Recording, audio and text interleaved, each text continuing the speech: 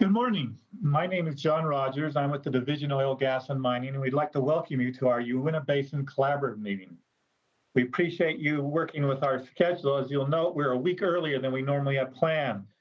The Utah Petroleum Association had planned their annual conference for next week, and we didn't want to conflict with that, so we moved our schedule ahead 1 week. But for those of you who don't know, they have now canceled that meeting, so be aware of that or contact them on when they'll be doing finding their new makeup for that annual meeting. We also debated about 5-6 weeks ago whether to do this virtually or in person, and now we look at the spread of the coronavirus recently, and we're glad we decided to do it virtually. So we think we have a good meeting, and we're going to be looking at a lot of internal issues that are affecting the Division of Oil, Gas, and Mining. First of all, we're going to hear from Matt Hybing. He is our information manager with the division, and he was been with us just under a year and has gone. We've really increased some of our work in that area, and he's going to report on that. Following Matthew, we're going to hear from Catherine Schooley. Also, she has been with the division fairly recently, within the year, and she is a GIS manager, and we're continually using that tool in the oil and gas program, and it's been a great asset. And finally, we'll follow up with Bart Kettle, our deputy director, and he's going to give us some ideas of where we're going in the future this year and what some of our accomplishments have been over the past year or so. So with that, I'd like to turn the time over to Matthew.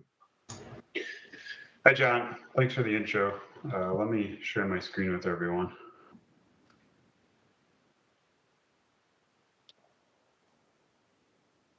All right, John, can you see my screen? Yep, we got it. All right, great.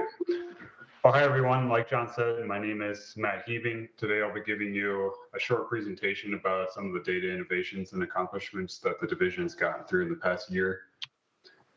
I know for me, this is the first time presenting at one of these meetings, and probably the first time you guys have seen me present, so I figured I'd give you a little background about myself. Like John said, I'm the current Information Services Manager at the Division of Oil, Gas, and Mining.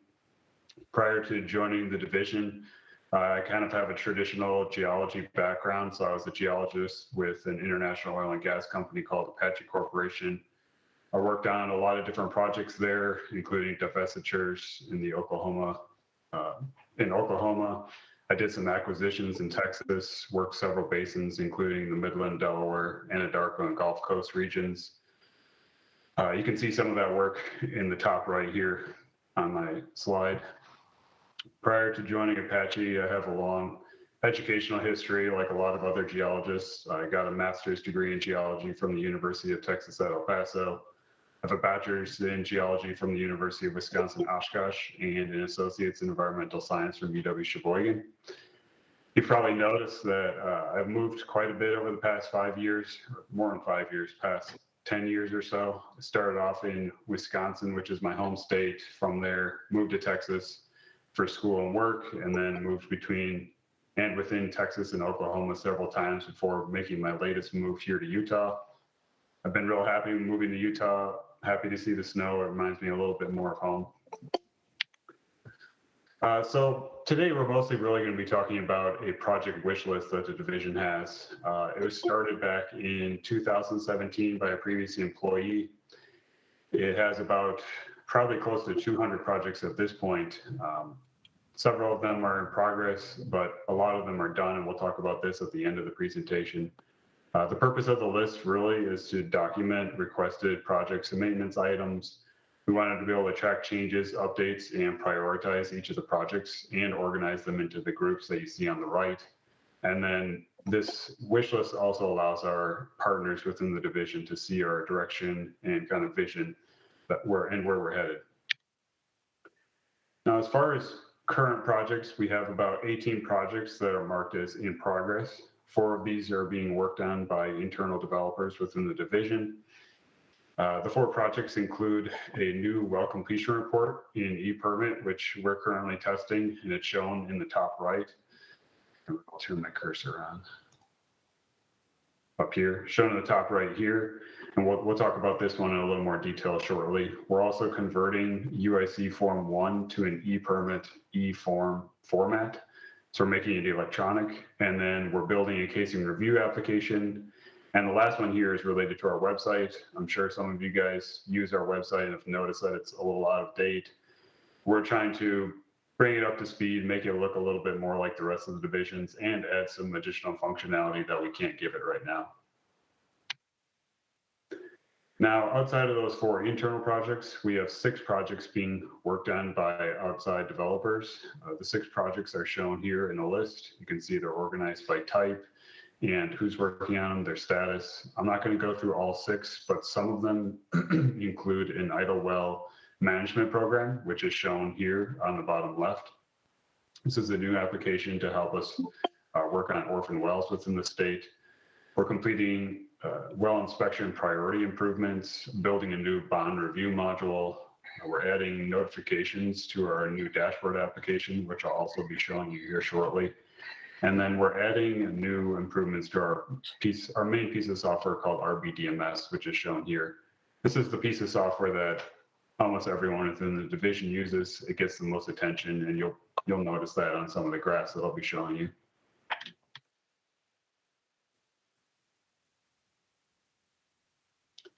As far as recent wish list additions, we have 32 new projects that have been added since March 1st of 2021. So these are all from last year. They've come from a variety of different employees within the division, including managers, environmental scientists, geologists, inspectors, and some of them have come from public inquiries from you guys. The bar graph on the bottom right here shows a distribution of our projects and all the different software types that we have. Like I mentioned, RBDMS really gets the most attention, and you can see it has the most additions to our wish list, but we do touch almost every other piece of software. We have about 2 or 3 additions for each.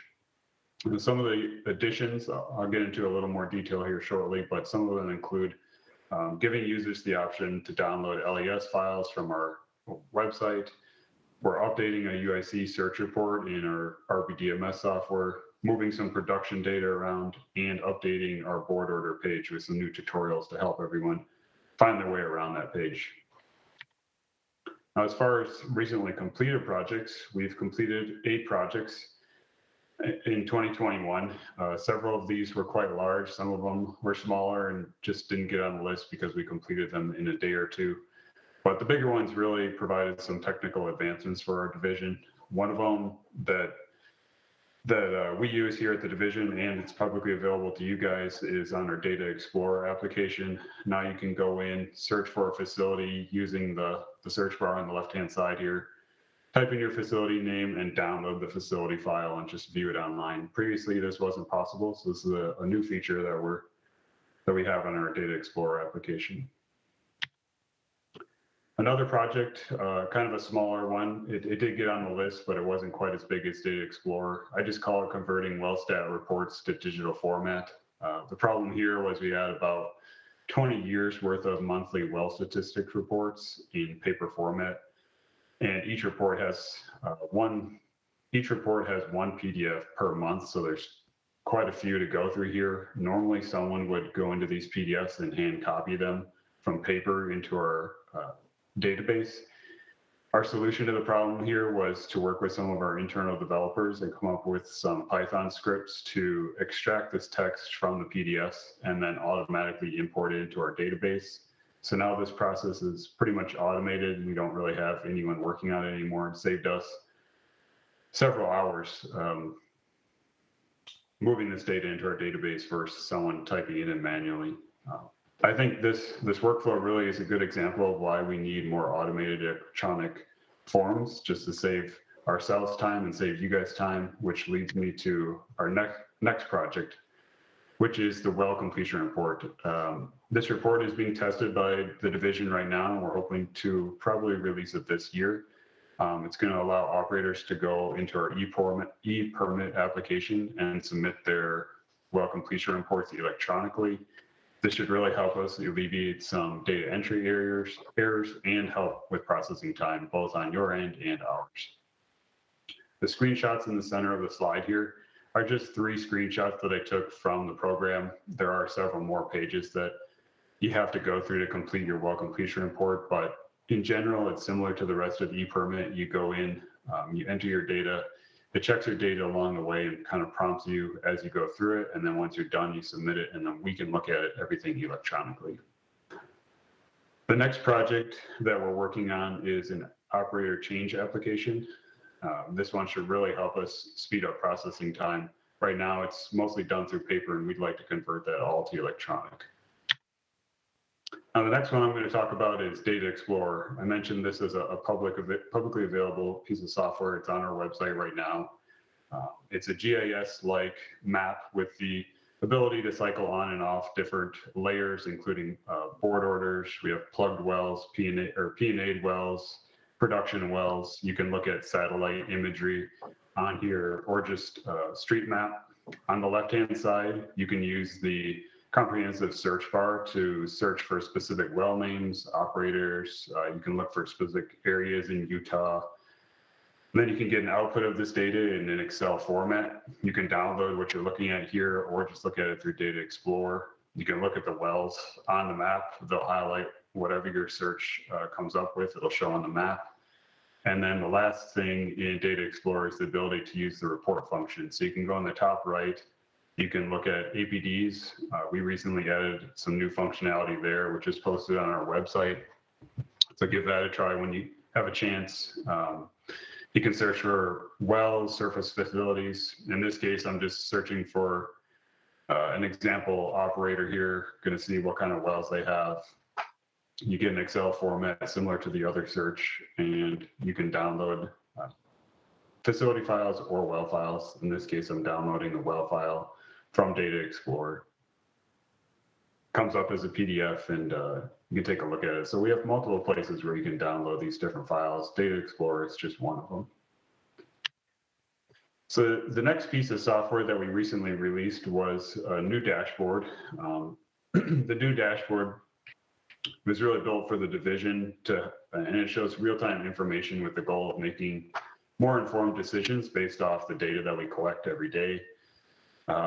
It provides a visual snapshot of our data and helps us, or tells us where we are operationally, and helps us identify areas that are doing exceptionally well or areas that may need more attention. Right now, this application is internally or inward facing, but we are considering building a section or allowing one section to be exposed to the public. An example of that is shown on the right here. This is cumulative production for Utah over time. Hopefully over time, more of these tabs will become publicly available, and it might be something you guys see in the near future. So in summary, we've completed over 108 projects this year, over 50%. I think we're closer to the 200 total projects at this point, so we're slightly over 50%. I know on the right here, I mentioned that we have different categories. You can see we've done over 108 projects. We have 18 of them that are marked as in progress, and I know that within that list, I'd say about half of them are getting close to being completed. So I would imagine we're going to be very close to getting close to 60% of these projects done. We do bring new projects on this list on a weekly basis, but we have a good record of bringing them on and getting them done. On the bottom left here, I have a kind of a similar distribution graph as I've shown you in the past, showing how many different projects we've added onto each piece of software. Again, you can see RBDMS leads the way just because it's the piece of software that everyone uses here. But in general, we've added 1 to 3 projects on the list per piece of software, which is really good. And it leads me to my last slide here. And the general theme that I wanted to get across with that last slide was momentum. We have really good momentum bringing projects on this list and completing them in a timely fashion and on budget. And we hope to continue that in the future. Some of the upcoming potential projects that you guys might see are bond review applications, so we can better identify at-risk bonds before they fail. We're building an idle orphan well prioritization program so we can identify which orphan wells need our attention more than others. We'd like to do compliance or work on compliance items from our iPads, so when the inspectors are out in the field doing their job, they can be working on compliance items during their day-to-day tasks. And then, like I mentioned earlier, we really want to build an operator change application, preferably through ePermit, so that we can automate that process and save you guys and ourselves some time. With that, I'll thank you and take any questions that you have. Thanks.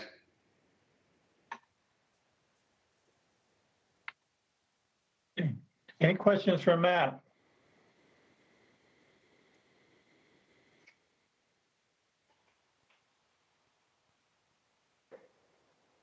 You know, with 16,000 plus inspectable units out there, what we're doing here is going to make us more efficient internally, and it's also going to make us more reactive to the needs of the public as far as oil and gas information is. As people focus on this industry, this information is going to be vital to how we react with the public. So I appreciate what Matt is doing and the whole division on that side. Thanks, John. No questions? Well, we'll move on to Catherine Schooley, and she is our GIS analyst, and she has some very informative information and hard at work showing how GIS can make us a better program. So I'll turn time over to Catherine.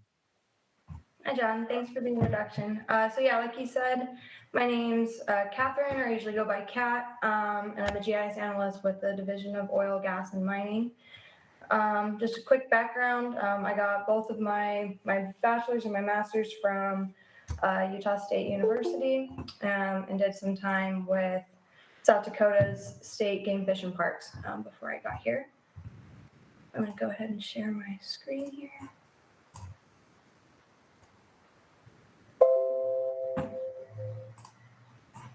All right, John, can you see my screen here? That looks great. Perfect. Okay, guys, so I'm here to tell you about this new tool that we have, as well as to show you how to use it. So this is available publicly on the oil and gas website. So you can get to it, you can use it. Just a brief overview.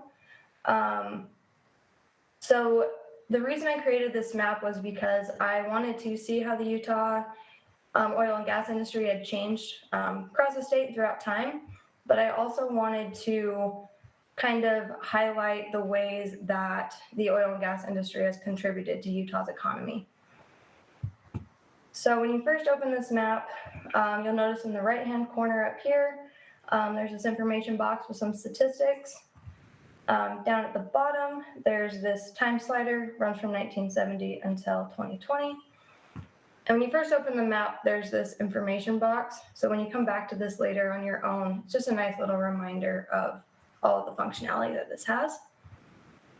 So I'm going to open up the legend here. It just gives you an idea what all these little dots mean. Basically, if it's lit up on the map, then it's not abandoned. You'll see as time goes on, as they're abandoned, they will, the dots will kind of drop off the map. So go through the time slider. Your first option is that you can just click play. It's set at 5-year increments, and it will move 1 year at a time. You can see how the oil and gas wells across the state have changed.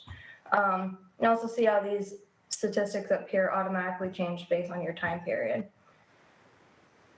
If you don't want to do it that way, you can go ahead and hit pause.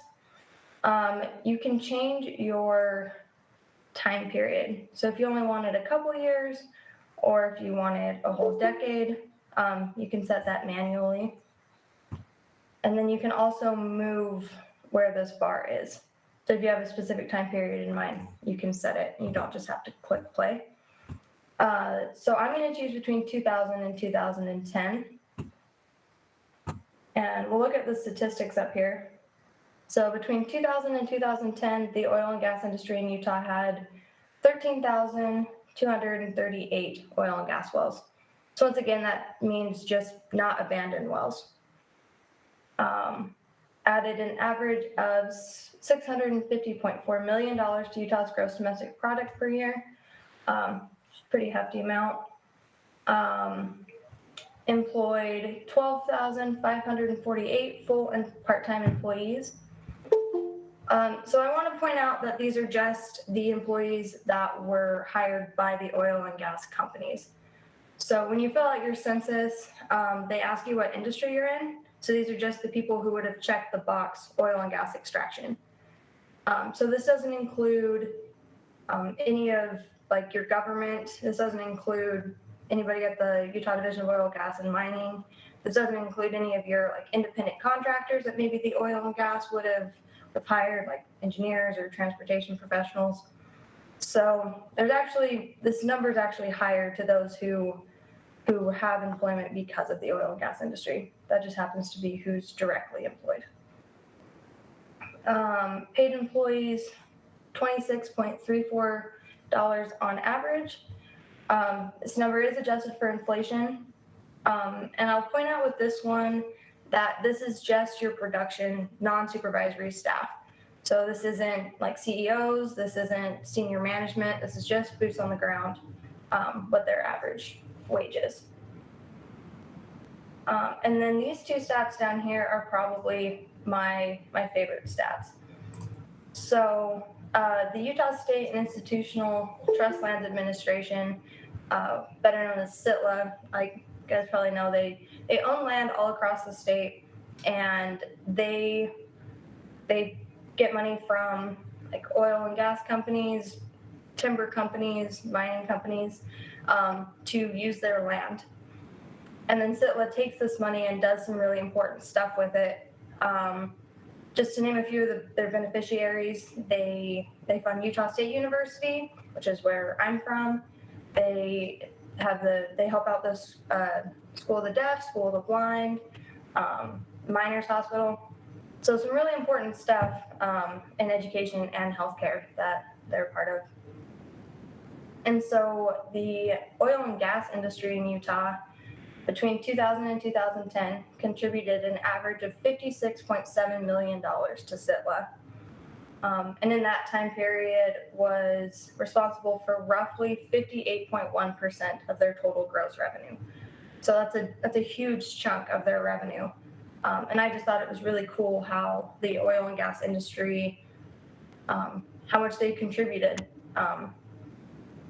to the work that SITLA does, the important work that SITLA does. That wraps up the economic data here.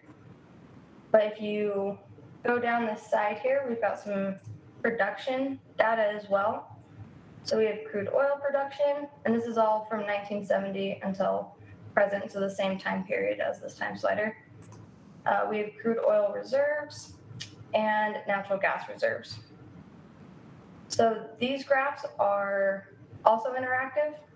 So you scroll through and kind of highlights the year that you're on. You can also zoom in, so you can click and drag. So I chose 2000, 2010 because that's the time period I'm in. Click and drag and get kind of a closer look of the production for that time period. And if you want to zoom back out, you have a magnifying glass up here. You can zoom out and see all the years again. I'm going to open up this economic data again. So we've got our economic data and our production data.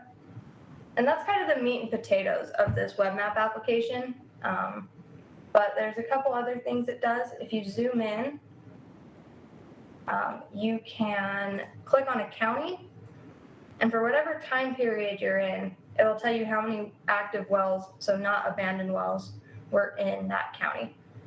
So for this time period, there were 2,868 wells in Duchesne County. And if we click next door, there were 6,676 wells in that same time period in Uinta County. So if you're looking for county-specific data, you can get some there. If you zoom in even further, you can go to an actual well and click on it and get its name, its API, county it's in, and its operation date. So this one operated from 1974 until now. So it's been around for a while. You can zoom back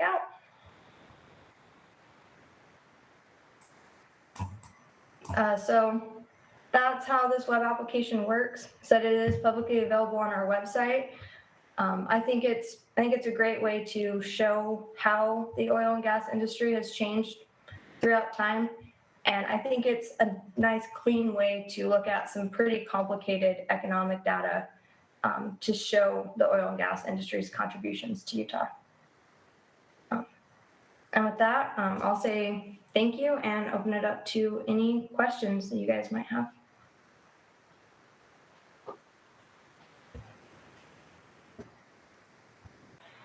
I have a question. What is this map called to access it on your site?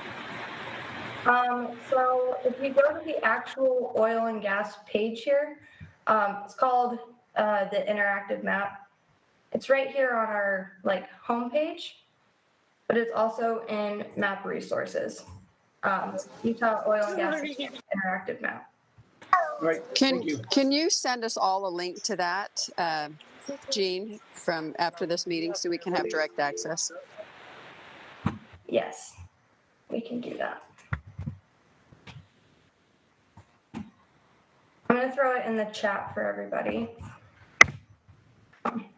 And then, yeah, we can also send an email out at the end for you guys to have as well. I'll have Jean Thank you. send it out to our list of, well, we'll work on that, how to get that out to everyone. Perfect. Any other questions? Kat, this is John Baza. I don't have a question, but I wanted to let everyone know that I think it was back in the October timeframe, you introduced this at the UJIC conference, and you actually won an award and recognition from your peers for the best interactive map for this year. So I just wanted to highlight that and say this is a great tool, very informative, and your GIS peers will recognize you for that. Awesome. Thanks, John. But cool. Well, thank you, everyone. Okay, thank you, Kat.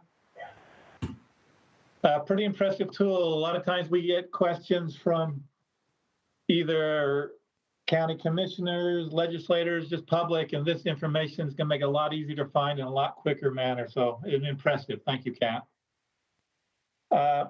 We'll turn the time now over to Bart. So Bart, are you ready? Yes, I am. Okay. While I'm getting my screen up and shared, I'll just introduce myself. I'm Bart Kettle, as John previously stated, Deputy Director on the Oil and Gas Program.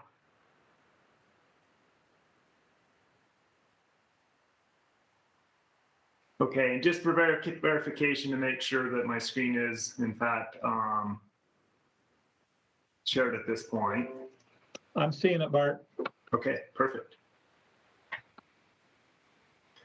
So I'm going to start off with just a brief overview of the oil and gas program.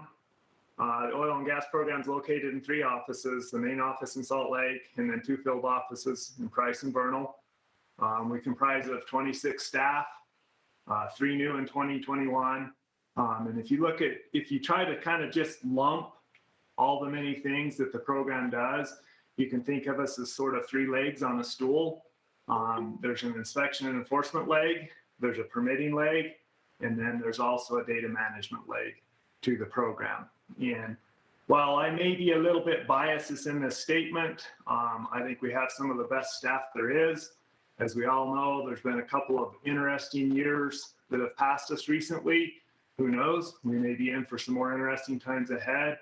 I just want to give kudos to the staff for kind of their innovation and their efforts that's helped us get through that process, that's helped us support industry in the process.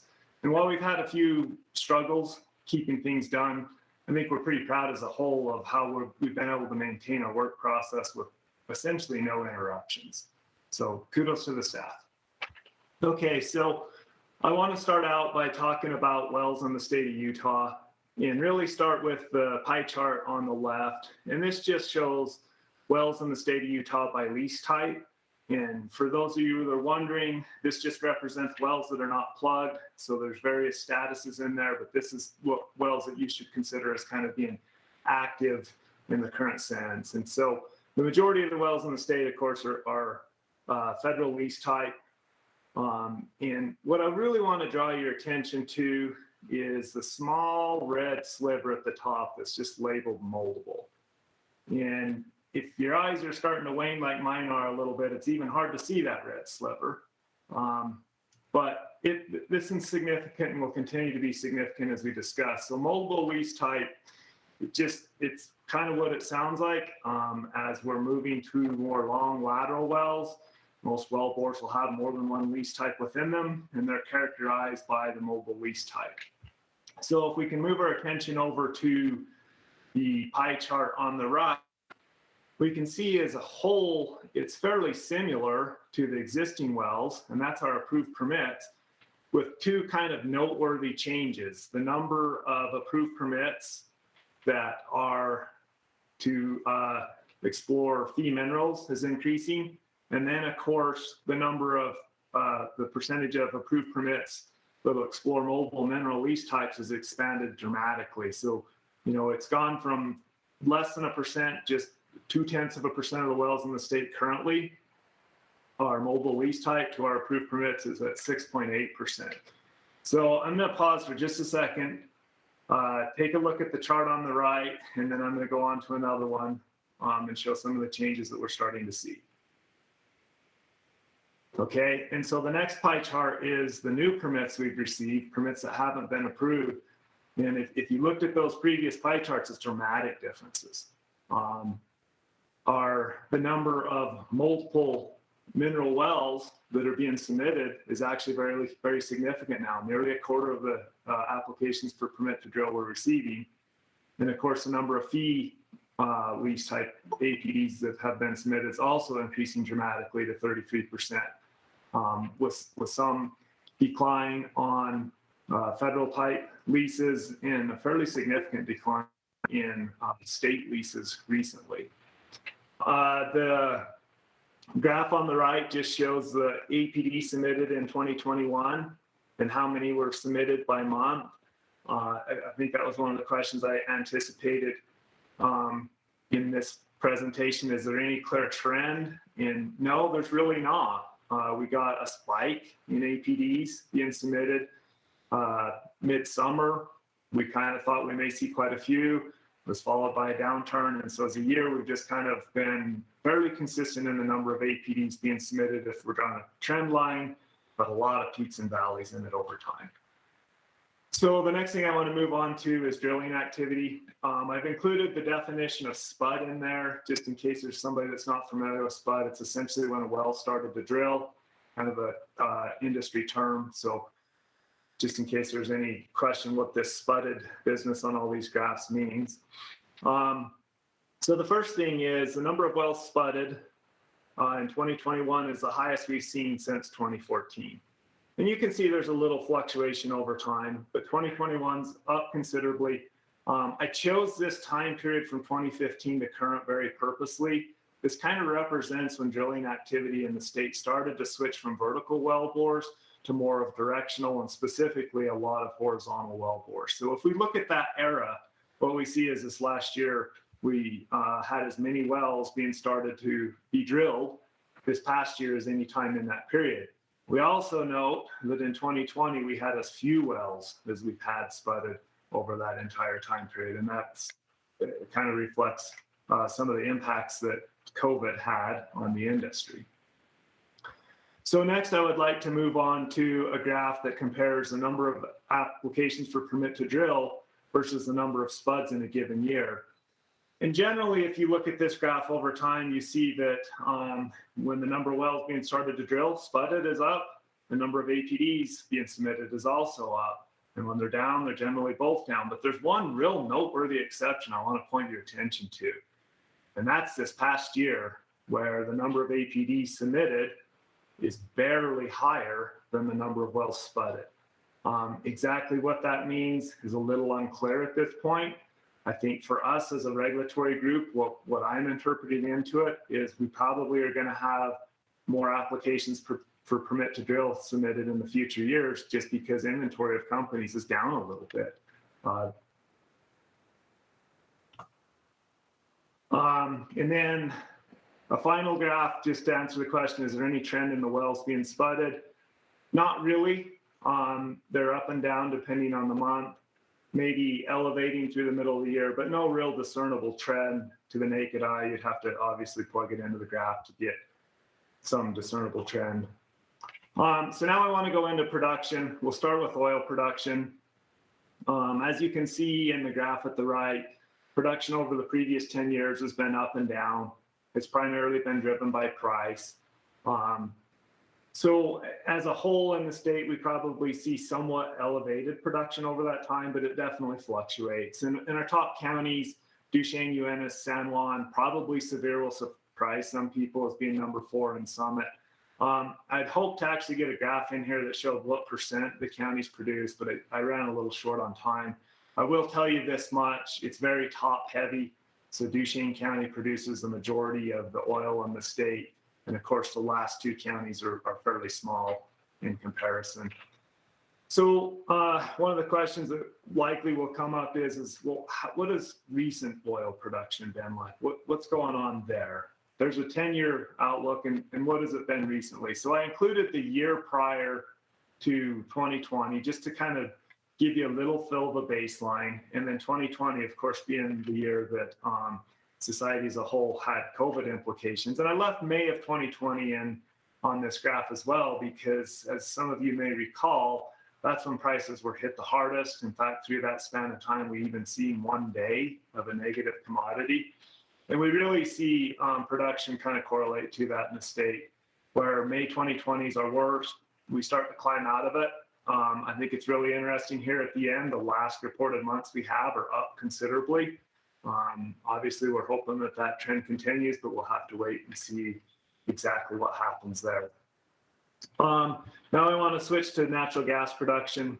The good news when it comes to natural gas production is it's very consistent. The bad news is it's consistently declining in the state. So over the past 10 years, we peaked out in 2012, and then we've had a pretty reliable, consistent production curve decline since that time period. Once again, our highest producing states, Uinta and Duchesne County, both in the Uinta Basin, are the top 2, followed by Carbon, San Juan, and Emery. And you'll see the same thing. The top 3 counties produce by far the most gas in the state, with really kind of Duchesne and Uinta counties leading the pack. When we look at recent production, so once again from January 2019, there's a couple interesting things. We see that natural gas production is really kind of declining at a trend very similar to what we've seen over the previous 10 years. And then it kind of flattens out here. It's up and down, back and forth. And it's hard to say exactly what the new trend will be. Does that flatten out? Do we continue to see a production decline? I think it's also noteworthy that we don't see as dramatic of declines in May of 2020 as we did with oil production. And so just a couple of things from the division's perspective of happenings in 2021. As I stated previously, we added 3 additional staff. We're in the process of trying to add a couple more people here for 2022. Approved 388 APDs, completed 15 data enhancement projects. And as Matt Heating stated, 8 of those we started and finished both in 2021. Had a couple of really pretty big projects we completed last year, so we're pretty proud of that. And then we also completed a 15-well orphan well project in 2021. And with the infrastructure bill that recently came out of Congress, there's been a lot of conversation over the past year on idle wells. So I just wanted to take one moment and talk about some numbers specific to Utah. The graph that you're looking at is numbers from the Interstate Oil and Gas Conservation Commission. And this is only documented wells. And I just want to draw your attention to Utah over here at the arrow, one of the lowest in the state. This is kudos to the industry here in Utah for doing a really good job managing their idle wells, not allowing them to stockpile, not allowing them to become orphan wells. And then it's also, of course, kudos to our staff of really having a strong idle well program that is stated on the side. It's been active since 1990, our idle well program has been active since 1998. So I think that's one of the things that's lost in discussion a lot of times when we talk about orphan wells. Really, a strong orphan well program by any entity starts with how they manage their idle wells, a precursor to orphan wells. And so talking about our orphan wells in the state, with our plugging project completed just recently, we're actually down to only 26 orphan wells in the state, a really low number. The program's plugged 133 over time. And of course, the sources for funding on those has been bond forfeitures for those wells and conservation dollars paid in by the industry to take care of situations just like orphan wells. In the future, there could be some funding from the infrastructure bill, but it's yet to see how that will play out. With that, that's my presentation. I'll happily take any questions there might be.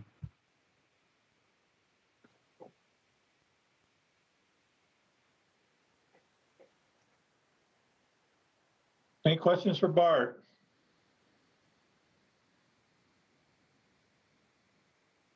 Okay. Well, thank you, Bart. We appreciate that insight. Had a good year for the division, it looks like, and we can hopefully a better 2022. You know, by the name of this meeting, collaborative meeting, this is the opportunity where we get to meet one with another, talk, and raise issues that we have. So we have county, state, federal, and tribal representatives here today, also the public and operators. So now's the time to raise some issues, ask some questions of the division or other agencies or regulatory bodies. So if anyone has that, feel free to open up now and ask those questions or discussion.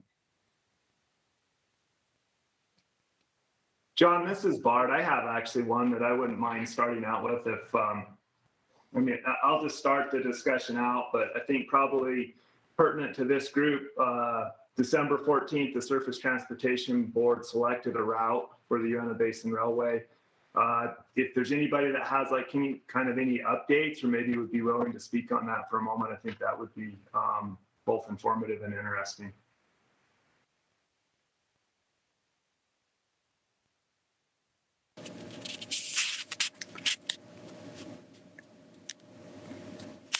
This is Mike McKee. Can anybody hear me? Yeah, well, I can hear you, Mike. Yeah, thank you. I think we have some of our commissioners that's on as well, so they may want to speak to it. But yes, we were very, very pleased to receive that authorization from the Surface Transportation Board. Also, just so everybody can be aware of that, we also received authorization. We have received our 404 permit from the Army Corps of Engineers, which is very significant as well. And so we're really pleased where the project is at this point in time. And the private party, Rio Grande Pacific and Drexel Hamilton, continue to work on the things they need to do to get it commercialized. There is, at the Forest Service right now, there is a kind of some of the finalization and working on the right-of-ways there, and that's going through a public process as we talk about that. And but anyway, that's just a real quick update. I don't know if anybody has specific questions or anything, but things are moving along on it very nicely.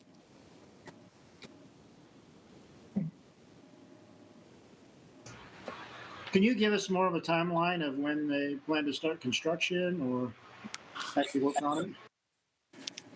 Yeah, Drexel Hamilton will be the group that actually does that. I can tell you what they have said in some meetings. I think what they're anticipating as this EIS is finalized and finalizing, they anticipate 2022 to be more of a finalization of engineering. As you know, when you do an EIS, you generally are somewhere around a 20% level of engineering. And so they will get engineering fully completed. And then what I've understood, their goal in anticipating beginning a year from now to begin construction. Of course, that's based on, everything falling into place. But I know that's kind of their general timeline. That's my understanding.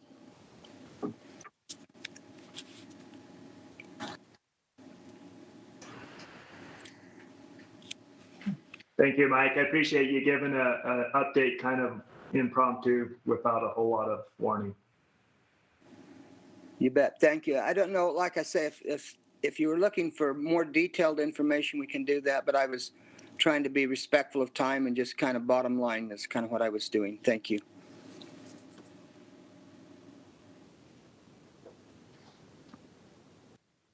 Any other questions or discussion points?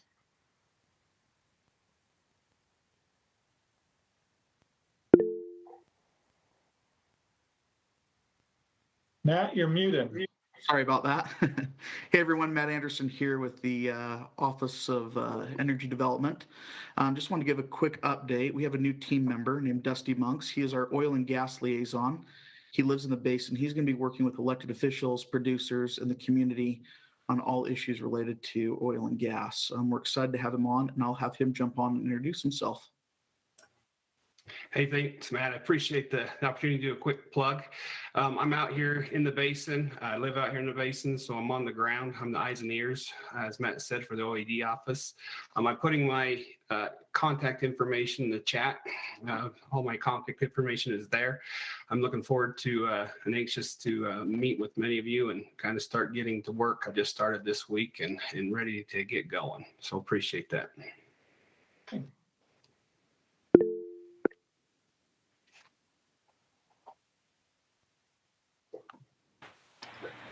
This is Robin Hanson with the BLM. I used to attend these meetings quite frequently, and I haven't for a few years. We've got a couple new engineers on board at the Utah State Office for the BLM that are going to be handling units and most of the oil and gas operations. It's Matt Powell and Scott Brady. They're both attending the meeting today, and we're gonna start the process of plugging 11 orphan wells starting this month. It was approved last year with funding, and we will have additional funding to select probably up to 15 wells this year to be plugged off our list. We had a list of about 20 under the old definition, and now it's under the new definition. It's increased quite a bit, so we'll be working toward that and of getting a lot of those taken care of in the near future, next few years.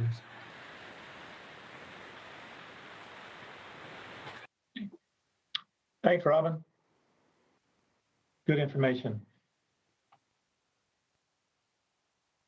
Anyone else hiding out there behind the screens that want to say something?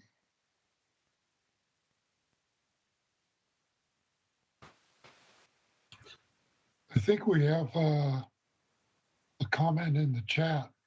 Oh, I didn't see that. Hyde, who says, Bart, could you provide a link to your presentation slides to the group?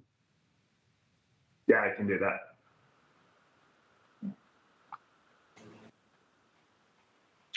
So I can comment real briefly. I had to take a phone call right at the end of Bart's presentation, so I was muted there for a little while. I wasn't sure if he called on me and I didn't answer or not. I don't know if all of you know that Kevin Olkeberry is no longer with the Division of Water Quality. He was a spills coordinator, so he would do a lot of the follow-up work after any kind of a spill or pipe leak. So that's right now falling to the various people within his section until they can replace him. So they'll have one person. So in district engineers areas, we're kind of the initial point of contact in the rural areas. And then depending on who was on call when the spill happened, there'll be different people that are assigned to follow up. So in the transition phase, there might be, we might need to do a little bit more to figure out who needs to be doing the follow-up on the Division of Water Quality side. So just wanted to mention that, and I'm here if anybody has any other questions. Thank you, Nathan. That's good to know.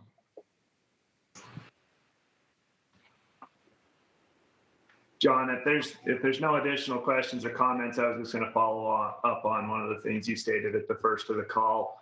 I was able to speak to Ricky Wrinkle-Browning this morning, and as you stated, the Utah Petroleum Association had to cancel or chose to cancel. Actually, not cancel. They chose to postpone their annual meeting. Ricky's still looking at dates. They're hoping to actually have that meeting sometime in March, but more information will be forthcoming. So she just asked if we could kind of pass some of that along in today's collaborative and go from there. So I just going to pass that part. Good to know. Well, if there aren't any more comments, I'd just like to say I'm glad we had this. We were thinking of maybe not even doing it, but as I looked out here, We had over 100 participants today. That's more than we get in person. So it's a good event. I think we learned a lot from it.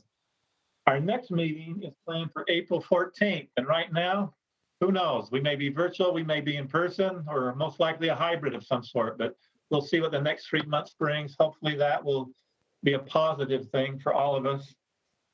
And again, I want to thank all those involved in getting this together. Appreciate it. Thank you, Matt, Kat, and Bart. Appreciate it. And our technical staff getting this together. So if there's not any more comments, we will close this meeting and look forward to seeing you in April.